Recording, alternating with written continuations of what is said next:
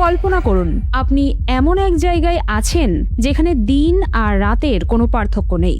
চারপাশ থেকে আপনার দিকে তাকিয়ে আছে শত শত পিচাসের চোখ।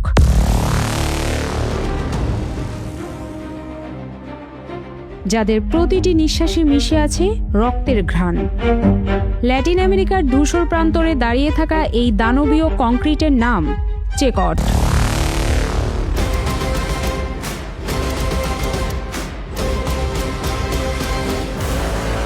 এটি কোনো সাধারণ কারাগার নয়, পৃথিবীর বুক থেকে খুনিদের মুছে যাওয়ার এক চূড়ান্ত অধ্যায়, যেখানকার করিডোরগুলোতে শুধু পাহারাদারদের বুটের শব্দ আর বন্দীদের রুদ্ধশ্বাস হাহাকার প্রতিধ্বনিত হয়।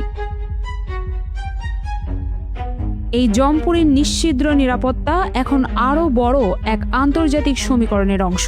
মার্কিন প্রেসিডেন্ট ডোনাল্ড ট্রাম্পও আমেরিকার সবচেয়ে দুর্ধর্ষ গ্যাংস্টারদের এই নরকের গর্তে নির্বাসনের নির্দেশ দেন।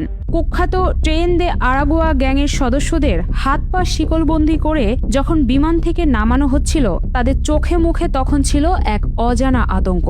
কারণ তারা জানতো আমেরিকার আইনি ফাঁকফোকর দিয়ে হয়তো বেঁচে যাওয়া যায়, কিন্তু এই চেকট কারাগার থেকে মুক্তির একমাত্র পথ হলো কফিন।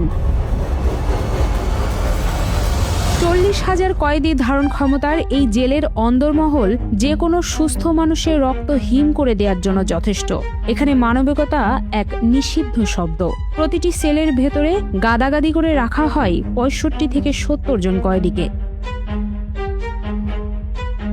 একসময় যারা রাজপথে একে অপরের মুন্ডু কেটে উল্লাস করত, সেই ব্যারিও 18 আর MS-13 এর মতো চিরশত্রু গ্যাংস্টাররা আজ একই সেলে একে অপরের গায়ে গা লাগিয়ে বসে থাকে।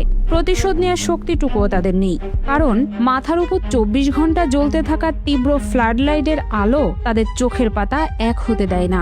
তারা ভুলেই যায় আজ সোমবার নাকি শুক্রবার, এখন সকাল নাকি গভীর রাত। কারাগারের নিয়মগুলো শুনলে মনে হবে আপনি কোনো অন্ধকার যুগের গল্প শুনছেন। এখানে কয়েদিদের জন্য নেই কোনো বিছানা, নেই কোনো বালিশ। লোহার তৈরি 4 তলা উঁচু ফ্রেমের ওপর হাড় কাঁপানো শীতে তাদের রাত কাটে। নেই কোনো ভেন্টিলেশন। 35 ডিগ্রি সেলসিয়াসের গুমোট গরমে ঘাম আর পচনশীল ক্ষতের গন্ধে ভারী হয়ে থাকে বাতাস। দিনে মাত্র 30 মিনিটের জন্য সেল থেকে বের হওয়ার অনুমতি মেলে, তাও আবার নুয়ে পড়া শরীরে, মাথায় বন্দুকের নলের ছায়ায়। কয়েদিরা এখানে খায় হাত দিয়ে, কারণ তাদের হাতে চামচ দেওয়াও বিপজ্জনক মনে করে কর্তৃপক্ষ।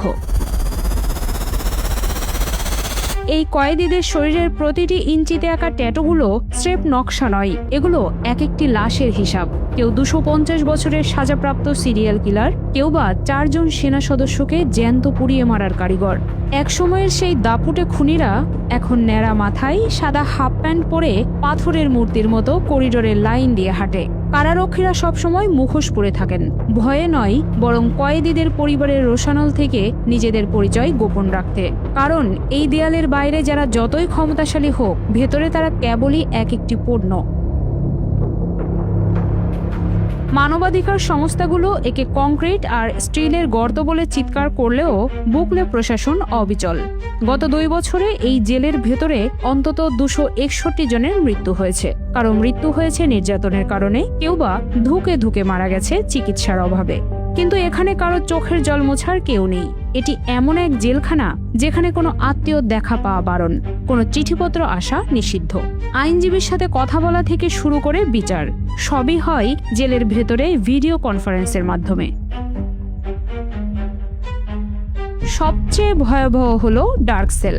যারা জেলের ভেতরেও অবাধ্য হয়, তাদের পাঠিয়ে দেওয়া হয় সেই নিরেট অন্ধকার প্রকোষ্ঠে। সেখানে নিজের হাত দেখাও দুষ্কর। খাবার বলতে শুধু সামান্য ভাত আর মটরশুঁটি। মাছ বা মাংসের স্বাদ তারা সম্ভবত এই জন্মে আর পাবে না। ডাইনিং রুম থেকে জিম, সবই কেবল পাহারাদারদের বিনোদনের জন্য। কয়েদিদের জন্য নির্ধারিত একমাত্র গন্তব্য হলো কংক্রিটের 4 দেয়ালের মাঝে তিলে তিলে মৃত্যু। ট্রাম্পের নতুন সিদ্ধান্তে এই কারাগার এখন বিশ্বের সবচেয়ে বড় ক্রিমিনাল ডাম্পিং গ্রাউন্ড। আমেরিকার গ্যাংস্টাররা যখন হাত পা শেকলে বাঁধা অবস্থায় এই জেলের লোহার গেট পার হয়, তখন তাদের পেছনে ফেলে আসতে হয় পৃথিবীর সব অধিকার। চেকট তাদের বুঝিয়ে দেয়, হিংস্রতার জবাব যখন রাষ্ট্র দেয়, তখন যমদূতও সেই সীমানায় ঢুকতে ভয় পায়।